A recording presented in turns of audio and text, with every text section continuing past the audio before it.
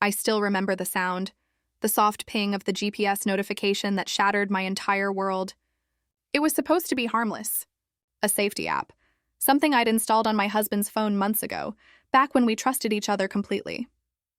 But that night, when I saw where he really was, my hands began to shake so badly I could barely hold the phone.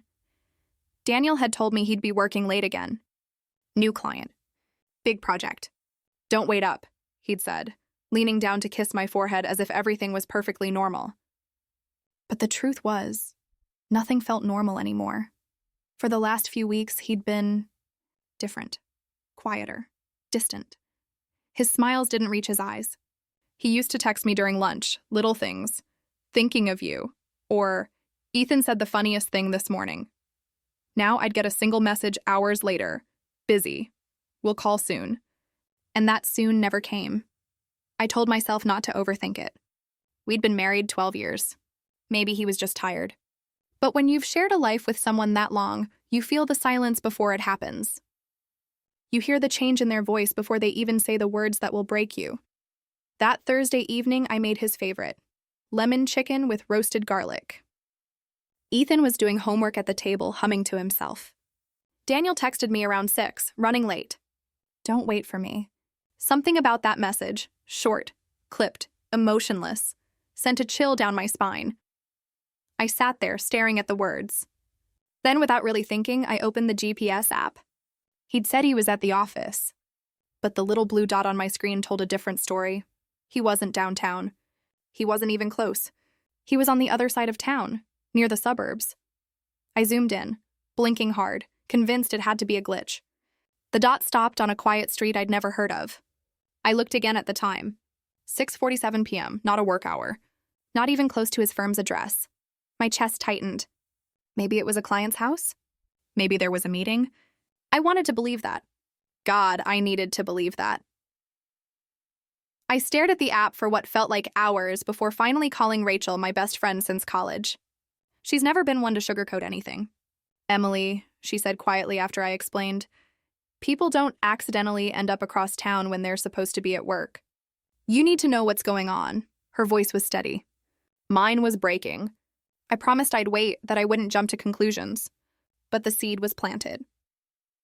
Later that night, Daniel came home just before 10. His shirt was neatly pressed, his hair combed. He smelled faintly of cologne, not the one he usually wore. He smiled when he saw me, like nothing was wrong. Sorry, the client meeting ran long, he said, tossing his keys on the counter. I forced a smile back. Must have been important. He nodded, kissed my cheek, and walked straight to the shower. That's when I saw it. A small receipt sticking out from his jacket pocket. I almost didn't look. Almost. It was from a restaurant I'd never been to. 2 entree. 2 glasses of wine. The timestamp? 7:12 p.m., the exact time the GPS dot had stopped moving. I froze. My mind scrambled for excuses. Maybe it was a business dinner. Maybe the client was female. Maybe... No. I could still smell the faint trace of women's perfume. Soft, floral, not mine. That night, I couldn't sleep. Every creak in the house felt louder. Every thought sharper. He lay beside me, breathing evenly, peaceful, as if nothing in his world had changed. But mine had. The next morning, I watched him leave for work. He kissed Ethan goodbye, smiled at me in the doorway. For a moment, I almost convinced myself that I was imagining everything. Then, when his car disappeared down the street, I opened my phone again. I watched the blue dot move. Down Main Street. Past the coffee shop. Then make a sharp turn. My heart began to race. He wasn't heading toward his office. He was driving the same route as last night. I grabbed my keys. My voice trembled as I told Ethan, "I'll be back soon, sweetheart." As I started the car, a thought cut through the noise in my head. Quiet, cold, and terrifying. What if I find something I can't unsee? The GPS blinked once, twice, then settled. He'd stopped again. Same street, same address.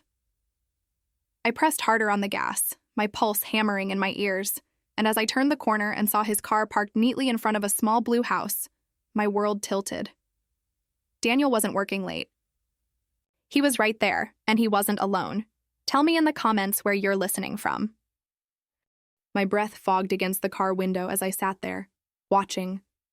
The house looked ordinary. Small blue siding, a white porch, wind chimes swaying in the quiet. There was nothing remarkable about it, except for the fact that my husband's car was parked. Right in front, he had told me he'd be finishing up floor plans downtown. But here he was, miles away from his office, stepping out of the car with takeout bags in his hands like a man. Coming home, I froze.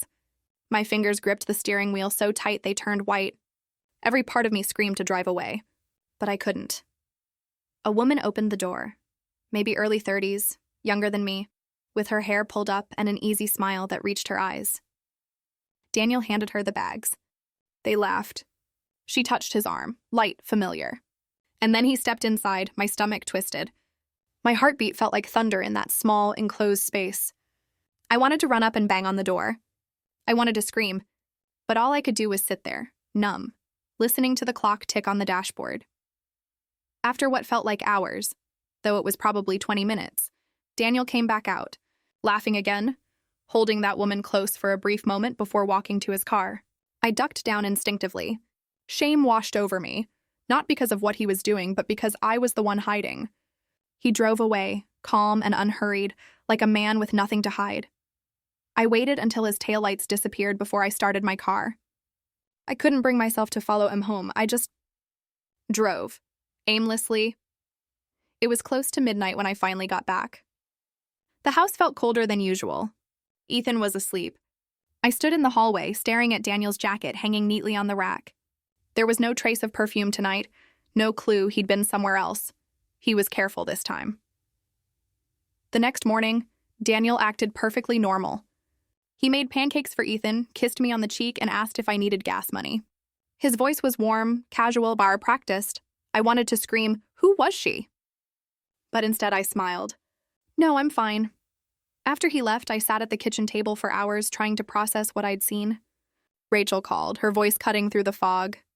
"Well?" she asked quietly. "Did you find anything?" I told her. Every detail. The blue house. The woman. The laugh I hadn't heard from him in months. She was silent for a moment. Then she said, "You can't just confront him without proof. He'll twist it. He'll make you doubt yourself." She was right. Daniel was charming, logical. He'd convince me I'd imagined everything if I gave him the chance. So I decided to gather proof. I checked his GPS history. The same address appeared, Tuesday and Thursday evenings every week for the past month. Always the same window of time, and between 6 and 9, the pattern hit me like a slap. This wasn't random. This was routine. That night when Daniel said, "Don't wait up," I smiled and said, "Of course, honey." As soon as he left, I checked the app again, the little blue dot moving steadily toward that same street. I drove there again, parking 2 houses down this time. It was darker, colder. I could see them through the window, faint silhouettes. They were eating dinner, laughing. She poured him wine. He took her hand across the table. Something inside me cracked. Not anger, not yet, just this deep, hollow ache. I'd given this man everything. My trust, my years, my family, and he was giving his heart to someone else. Like ours had meant nothing. When I finally drove home, I couldn't stop crying. I turned off the lights, sat in the living room, and stared at the empty couch where he and I used to watch movies. By the time I heard his car pull into the driveway, I'd wiped my tears and composed myself. He came in smiling, humming, "Sorry, traffic was awful." He kissed the top of my head and headed straight for the shower. That's when I noticed his phone on the counter, screen glowing, unlocked. My heart pounded. I shouldn't, but I did. A message flashed at the top. "Thanks for tonight. Ethan's bedtime stories are adorable." Ethan. My Ethan. My whole body went cold. He'd told her about our son. About our life. He was sharing our world with her. Not just a fling, but pieces of me. Of us. I heard the shower stop. The door creaked open. Panicking, I locked his phone and placed it exactly where it had been. He came out in a towel, smiling easily. "Hey, you okay?" "You look pale." I swallowed hard. "Just tired." He nodded, kissed my forehead, and walked into the bedroom. And I stood there in the kitchen, frozen, my mind replaying that message over and over. Ethan's bedtime stories are adorable. How did she know about that? Had he brought her here before? The thought made me sick. I sat down slowly, gripping the edge of the table to steady myself. And that's when another idea crept into my mind, dangerous but undeniable. If Daniel wouldn't tell me the truth, I'd make him reveal it himself. Emily decides to set a subtle trap to expose Daniel's double life. I didn't sleep that night. Not a single minute. Every time I closed my eyes, that message flashed across my mind. Ethan's bedtime stories are adorable. It played on repeat until the words started to feel like a cruel echo of everything I'd lost. By morning, I'd made up my mind. If Daniel wanted to keep lying, I'd let him. For now. But I would know everything. I started small. That Monday, while he was in the shower, I checked the pocket of his work jacket, receipts, a business card. One stood out. Claire Weston, interior design consultant. The name stung like static under my skin. Later that morning, when Daniel left for work, I sat at the kitchen table and searched her name online. Her photo came up instantly, the same woman from the Blue House. The same smile. I clicked through her professional page, her portfolio, her interviews, and there it was. One article that made my stomach drop. Collaboration with Daniel Harris of Harris Encumbered Architecture. They'd met through work. It all suddenly made sense. The late nights, the client dinners, the projects he said were confidential. It wasn't business. It was her. That afternoon, I called Rachel.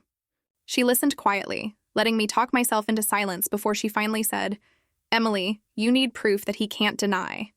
Something that shows exactly what's happening." Her voice was steady, practical. She was my lifeline. I took her advice. I began documenting everything. Screenshots, receipts, photos of his GPS history. It felt awful invading his privacy. But hadn't he already invaded mine? By midweek, I noticed another pattern. Every time he went to see her, he transferred small amounts of money, $200 here, $300 there, from our joint account to his personal card. When I checked our statements, I realized he'd been doing it for months. Thousands of dollars gone. My throat went dry. He wasn't just cheating emotionally. He was preparing for something. Something bigger. That evening when he came home, I decided to test him. He was at the counter, pouring himself a drink when I asked casually, "How's your new client?" "The one you've been working with." "Claire?" His hand froze mid-pour. Only for a second, but I saw it. Then he smiled, easy and smooth.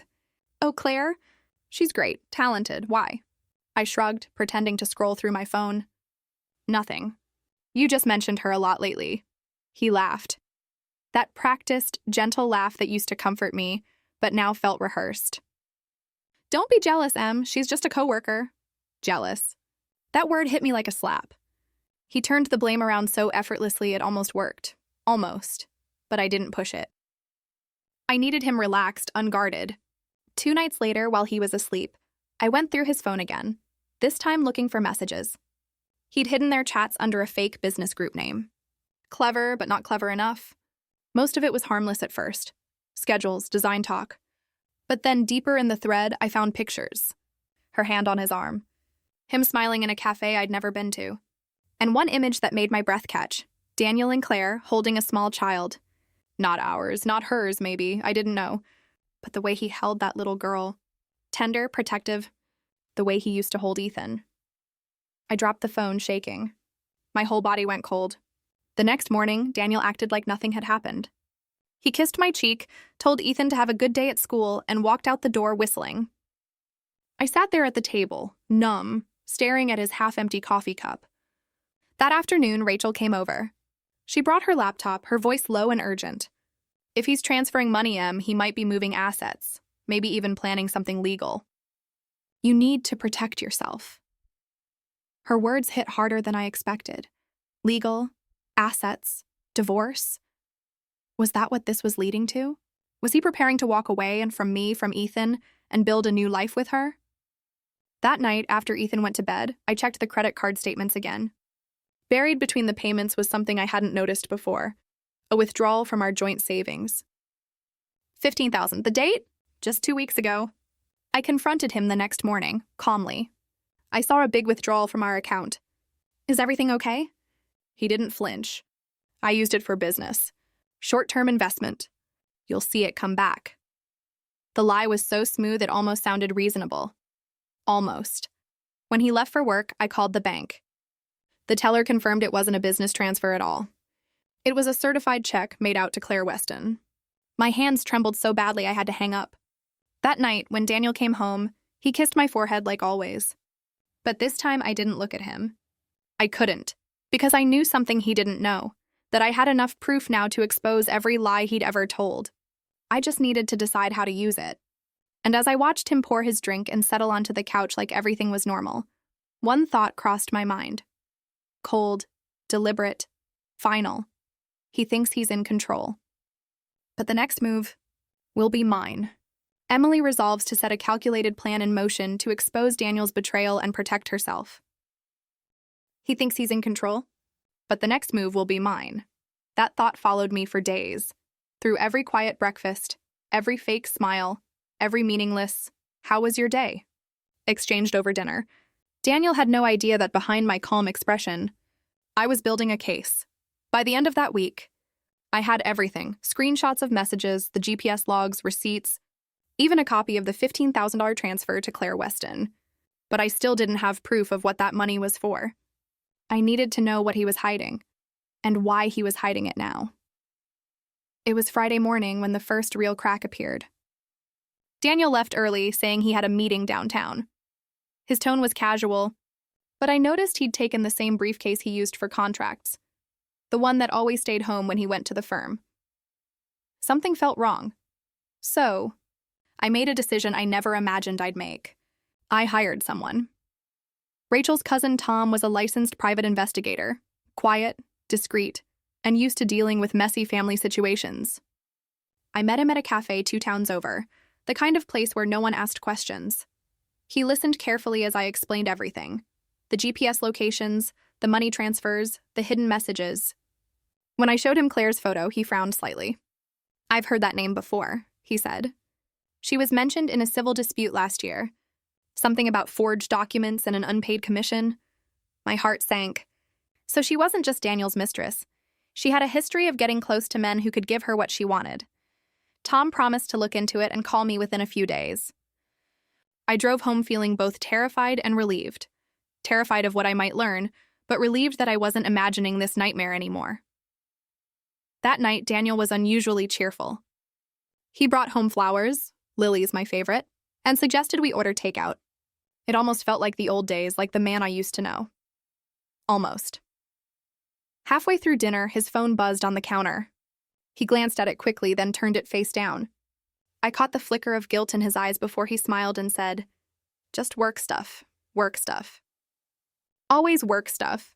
Later that night, when he went to bed, I sat alone at the kitchen table, scrolling through my camera roll, through the photos of his lies. I wasn't crying anymore. I was done crying. The next afternoon, Tom called. "Emily," he said carefully, "I found something you need to see." We met in his office that evening. He slid a small envelope across the desk. Inside were photographs, grainy, but clear enough to crush the last bit of hope I'd been holding on to. Daniel and Claire were sitting in a real estate office, signing documents. In one photo, I could see the paper clearly: property title transfer. And the buyer's name? Daniel Harris.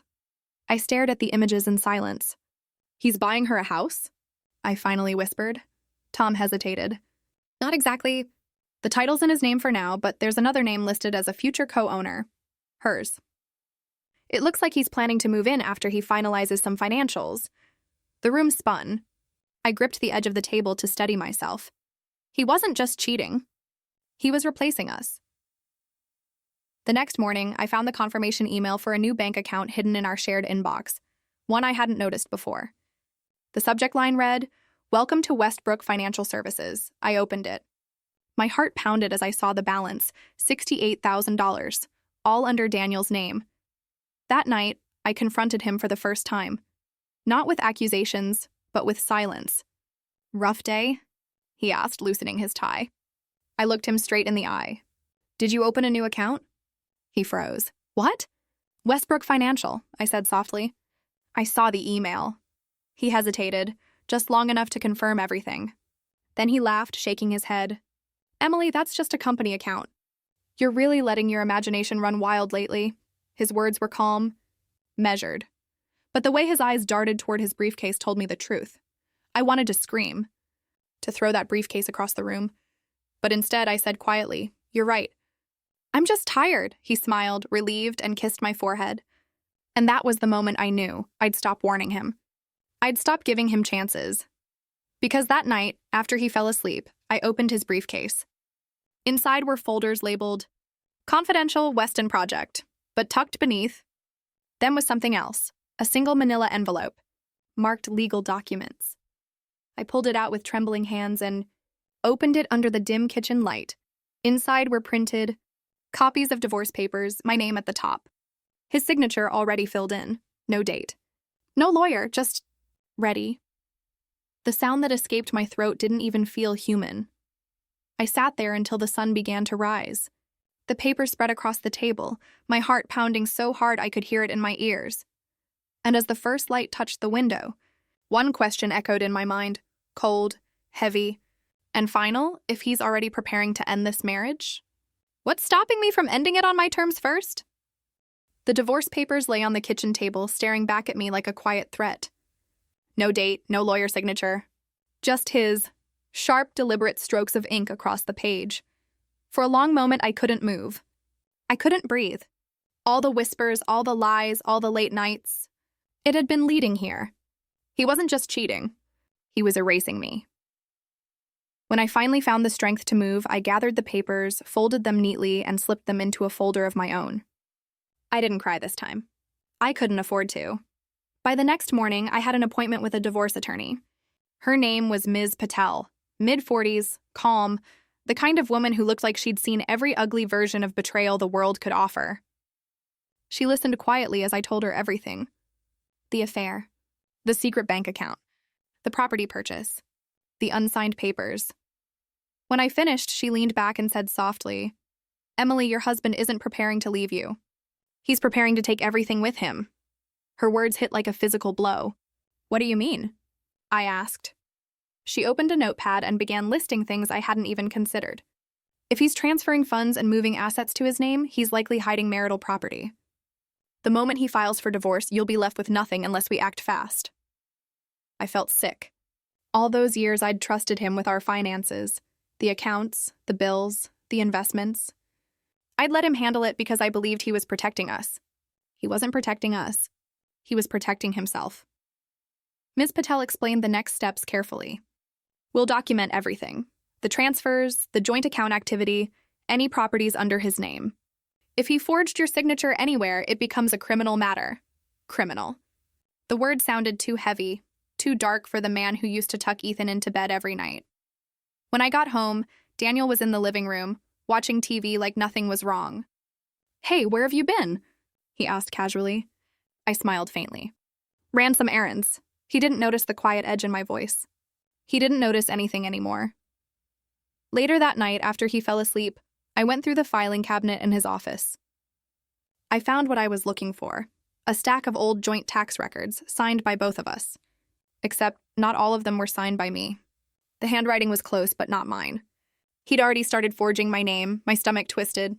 He was building a paper trail to make it look like I'd agreed to every withdrawal, every transfer. That way, when he finally filed, it would all look clean.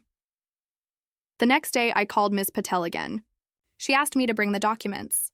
After examining them, she nodded grimly. This isn't just infidelity anymore. It's fraud. The following week was a blur of tension. I played my role perfectly: the trusting wife, the unaware partner. Daniel grew bolder, more relaxed. He thought I was still blind. One evening, I walked into the living room to find him talking on speakerphone, laughing. "Yeah, once it's finalized, the house is ours. I'll handle the rest. She'll sign whatever I put in front of her." He didn't realize I was standing just out of sight in the hallway. He ended the call, still smiling, then noticed me. "Who was that?" I asked softly. He blinked, quick recovery. "Just Mark from the firm." "Mark," I repeated, my voice flat. "The one you never talk to after hours?" He narrowed his eyes. "What's with the interrogation lately?" I smiled. "Just curious." He stared for a beat, searching my face, then shrugged and walked away. He didn't know it yet, but I'd recorded everything. The next morning, Ms. Patel helped me open a separate bank account, my own. She told me to start securing essentials: legal documents, birth certificates, proof of joint assets. If he tries to freeze your access later, you'll need this, she warned. Every night after Ethan went to bed, I scanned papers, hid USB drives, and emailed copies to myself. It felt like living a double life, but it was the only way to survive his. Then, one night, as I was sorting through more of Daniel's old project files, I found something new. A printed invoice from his firm. The client's name was Claire Weston. The description? Interior redesign, Harris residence. My blood ran cold. He'd used company funds, their professional account, to pay for renovations at her house. Not only was he cheating, he was stealing from his own firm to do it. I brought the invoice to Ms. Patel the next morning. She read it slowly, her brow furrowing. This could ruin his career. And it's exactly the kind of leverage we need. Leverage. The word made my chest tighten. I didn't want revenge. I wanted safety, and for me, for Ethan. But the more I learned, the more I realized Daniel wouldn't stop until he took everything. That night, I sat alone in the dark, the papers spread around me, bank statements, forged signatures, proof of stolen funds. My hands trembled, but not from fear. From resolve. I wasn't just defending myself anymore. I was preparing for war, and as Daniel's key turned in the front door, one final thought settled in my mind. Sharp, calm, and unshakable. He thinks he's already won, but he's about to find out what losing everything really feels like. The sound of Daniel's key in the door still made my pulse quicken. But this time I wasn't scared. I was ready. I quickly gathered the files off the table, sliding them into the drawer just as he stepped into the living room. He looked tired, or maybe guilty. His tie hung loose around his neck. He smelled faintly of expensive perfume. Not mine. Working late again? I asked, pretending to keep my eyes on the TV. He hesitated, then nodded. Yeah, big presentation coming up. I smiled faintly. Of course. He didn't notice the ice in my tone. Or maybe he chose not to.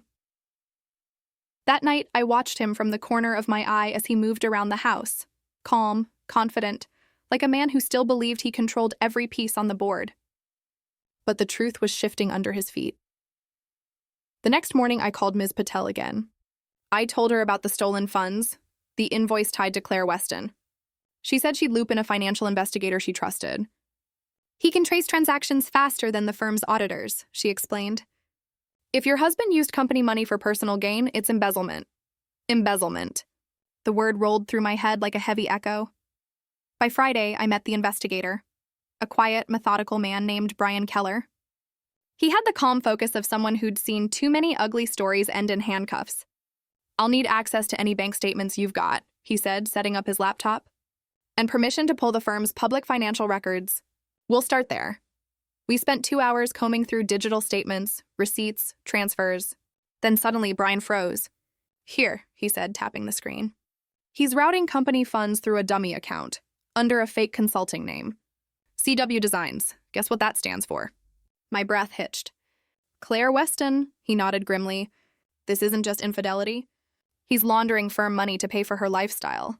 It felt surreal, like watching a mask peel off in slow motion. The man I'd married, the man who once promised to protect me and our son, was now risking prison for another woman. Later that week, Ms. Patel arranged a discreet meeting at her office. This gives us leverage, she said, flipping through the printouts Brian provided. If he files for divorce, we expose this. He'll lose his license, his firm, everything. I stared at the papers. But what if he finds out I know before we're ready? Her gaze sharpened. Then he'll get desperate. And desperate people make mistakes. That night, I couldn't sleep. I kept thinking about Ethan, his innocent smile, the way he called for his father every morning. What would happen when he found out? When he realized the man he idolized was nothing but a liar? The following evening, Daniel surprised me by coming home early. He brought flowers, lilies, my favorite. It would have been sweet if I didn't already know they were a peace offering for something he hadn't confessed yet. I've been thinking, he said over dinner. We've both been stressed. Maybe we need a break. A weekend away, just us, I nearly laughed. A weekend away? Yeah, he said, reaching for my hand. There's this cabin near the lake. No phones, no work. Just some time to reset. Every instinct screamed that it was a trap. A reset right when his financial crimes were about to catch up with him? No, he wanted to gauge what I knew. Maybe even convince me to sign something. I smiled sweetly and said, "That sounds perfect." He didn't notice the way my hand trembled slightly under his. 2 days later, we drove out to the cabin. It was quiet, isolated, too isolated.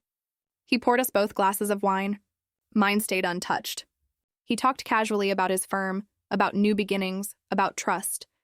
Then halfway through dinner, he asked too casually, "You've been talking to anyone lately? Lawyers? Friends?"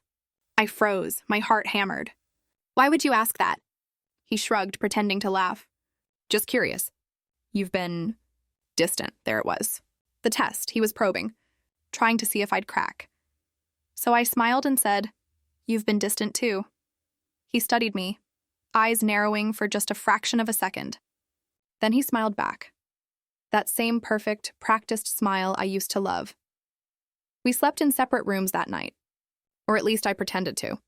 Through the wall, I could hear him pacing, opening drawers, the faint creak of the floor near my suitcase. He was looking for something, maybe the documents, maybe evidence I'd been to a lawyer. I stayed still, holding my breath until I heard him finally stop moving. The next morning, before he woke, I checked my bag. The flash drive was gone, my chest went cold.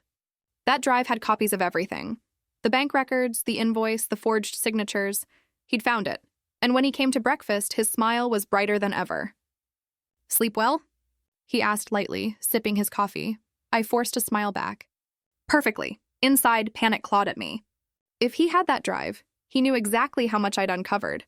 As I stared across the table at the man who used to be my husband, one terrifying thought settled in my mind. He wasn't just trying to take my money anymore. He was preparing to destroy me before I could destroy him. Emily realizes Daniel has stolen her evidence, escalating the danger and shifting the power balance in his favor. I sat across from Daniel at that breakfast table, pretending not to notice that the flash drive, my flash drive, was missing. He chatted casually about work, about Ethan's school project, about how good it felt to get away for a bit, but I could see it. That flicker in his eyes? The quiet, smug satisfaction of a man who believed he'd won. Inside, I was falling apart. That drive held every piece of evidence I had. Without it, Ms. Patel had nothing. Brian's investigation would stall. And Daniel? He'd bury me before I could even fight back. When we returned home that evening, I excused myself, saying I needed a shower. Instead, I locked the bathroom door, sat on the edge of the tub, and called Ms. Patel. "He found it," I whispered. "The flash drive's gone." Her voice was calm but urgent. "Emily, listen to me carefully. Do not confront him. Act normal. I've already backed up some of what you sent. We can still rebuild the case." I exhaled, trembling. "He knows I know, doesn't he?" "Yes," she said quietly. "And that means you need to be careful. He has motive now, and not just to hide his crimes, but to silence you." That word, silence, made my stomach twist. Later that night, I crept downstairs for some water. Daniel was in his office, door half closed, on the phone. I couldn't hear the words clearly, but the tone was unmistakable. Sharp, angry, scared. Then suddenly he slammed the receiver down and muttered under his breath, "She won't ruin me." I froze. My pulse thundered in my ears. He was talking about me. By the next morning, I'd packed a small bag for Ethan and called my sister Lily. "Can we stay with you for a few days?" I asked. She didn't hesitate. "Of course. What's going on?" "I'll explain later," I said, forcing my voice steady. "Just don't tell Daniel we're coming." When Ethan came home from school that afternoon, I told him we were visiting Aunt Lily. He cheered, excited, completely unaware of the storm surrounding us. But when Daniel came home earlier than usual, the plan shattered.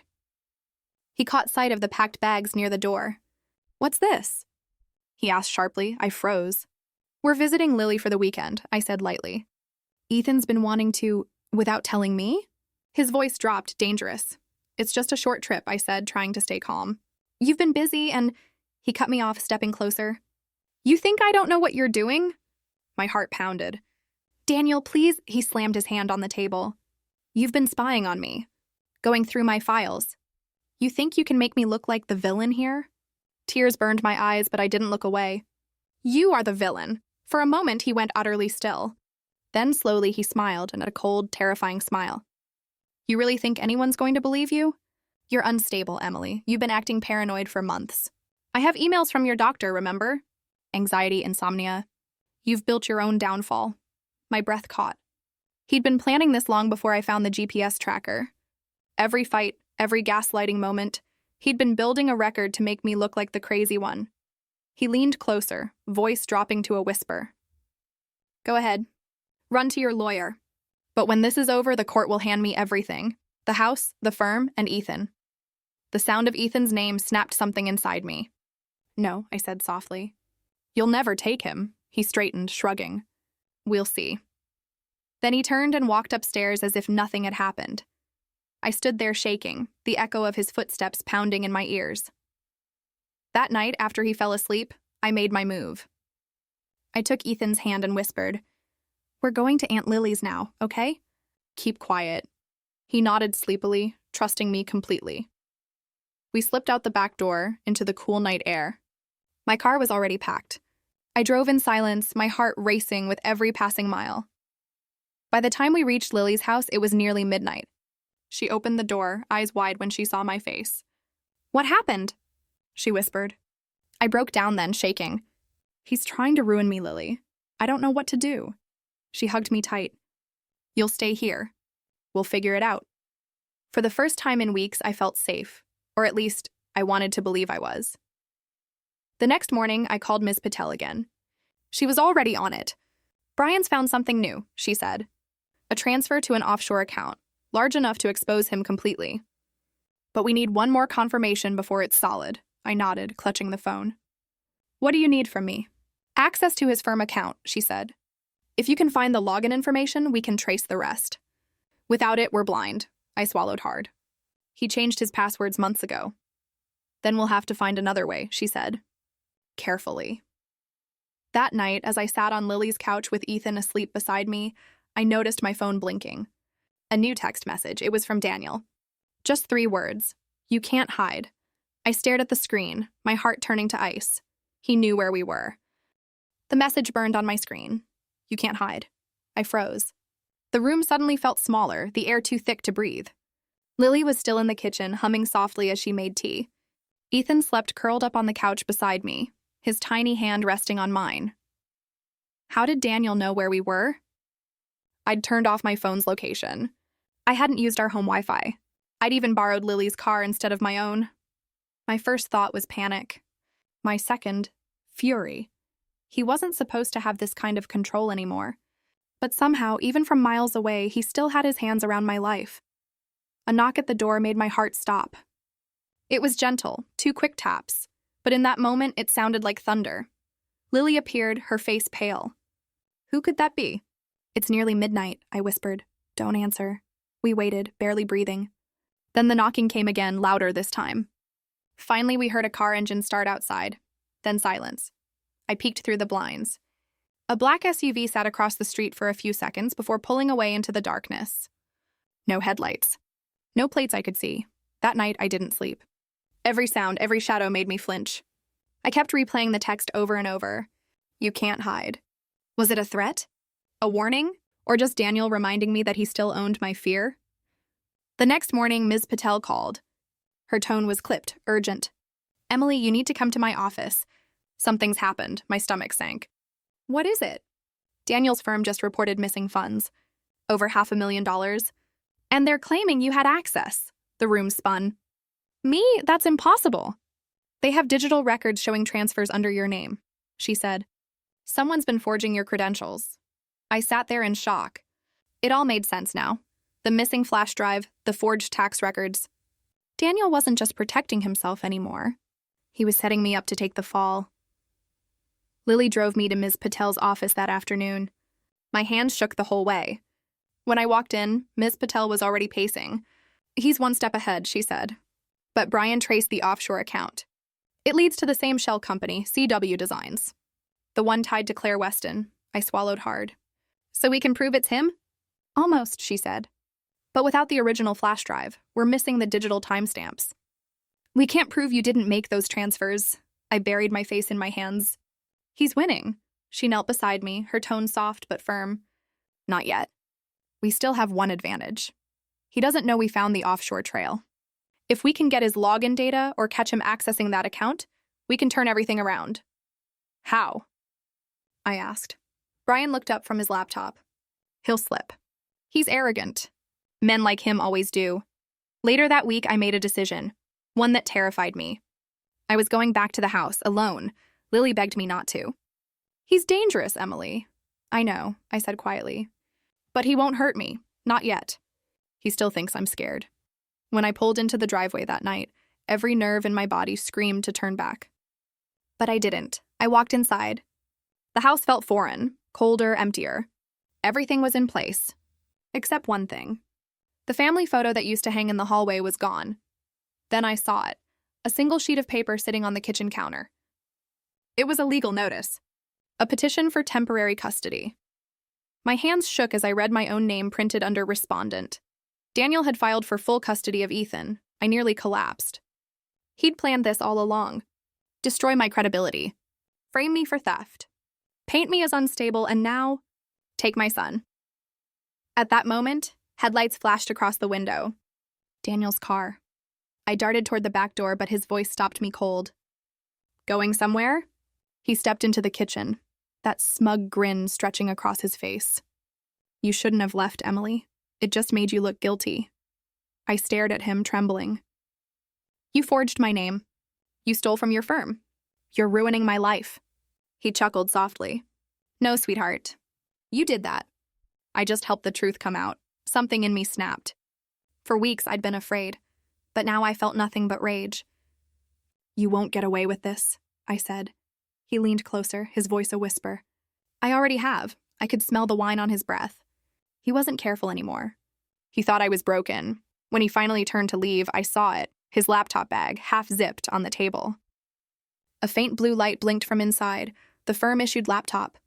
If he'd accessed the offshore account recently, the proof would be there. My heart pounded. If I could get that laptop to Ms. Patel, everything could change. But Daniel was still standing in the doorway, keys in hand, watching me carefully, almost daring me to move. And I realized, with chilling clarity, that I only had one chance left. One move, one risk. One moment to decide whether I was finally ready to stop running and fight back. Emily faces Daniel directly and spots the key evidence that could destroy him, forcing her to choose between fear and action. The moment felt frozen in time. Daniel stood in the doorway, his keys glinting in the light, that same cruel smirk stretching across his face. The laptop and the proof of everything sat just behind him.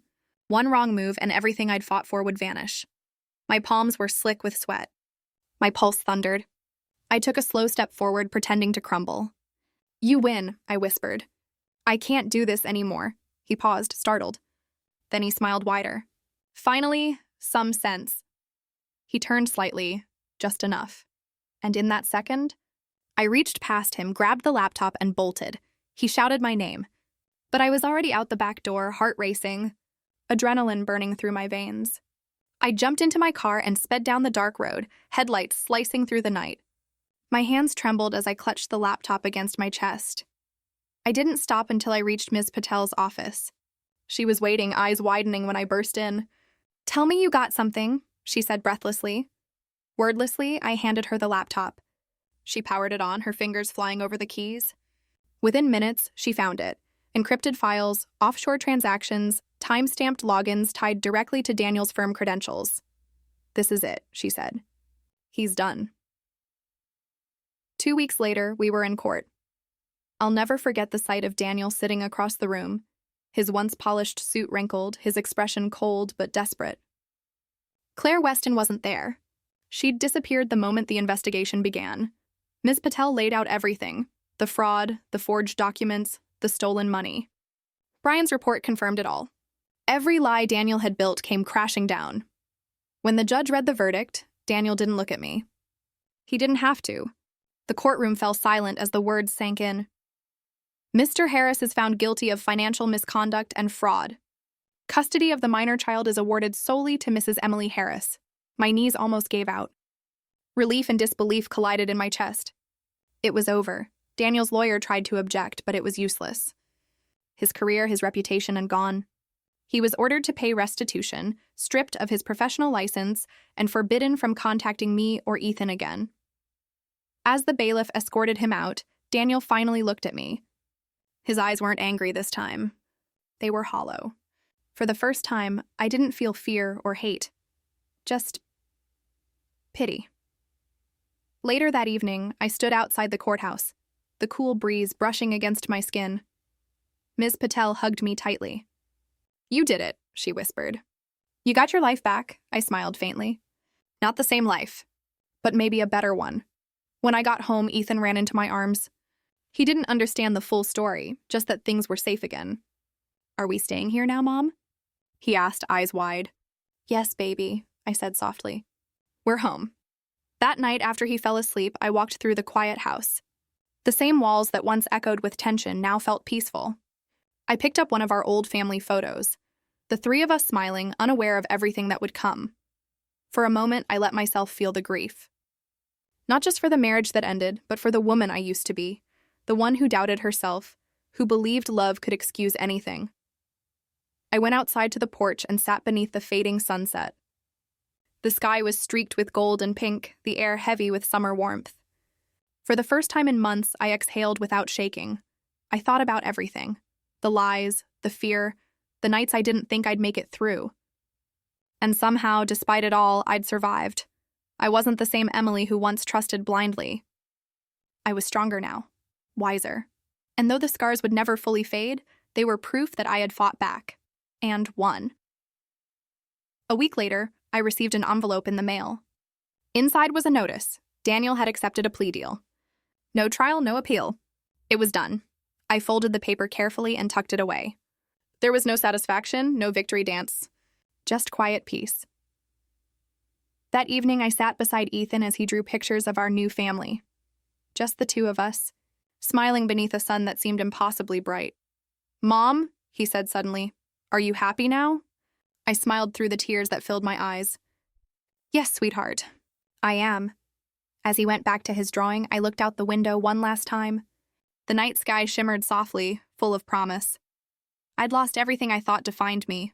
My marriage, my home, my trust. But in the ruins, I'd found something worth far more. My freedom. My voice. Myself. I took a deep breath, feeling the weight of it all finally lift. This was my story. Don't forget to subscribe.